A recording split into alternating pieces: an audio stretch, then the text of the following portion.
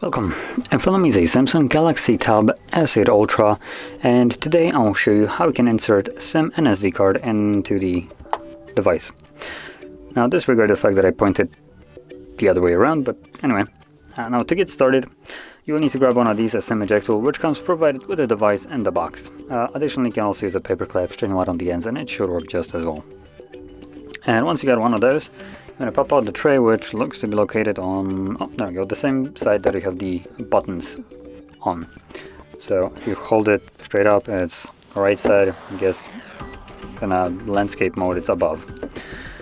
So right over here. Once you find it, get that little pin, insert it in there, and when you push it in, as you'll see, the tray will pop out. There we go. And once you take it out, you'll see that you have space for SD card and SIM card. Now I don't know if all the versions of this tablet actually have SIM support, so there is a possibility that not everyone does, but I believe all of them should have a SD card tray. So anyway, let's start with an SD tray, which just kind of plop the card like so.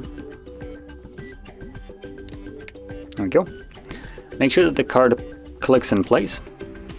It should be laying completely flush on the tray, as you can see. And then when you flip it over, you have space for your SD card. Not a SIM card, my bad. And again, place it like so. And it should be holding in there again, as well as the SD card.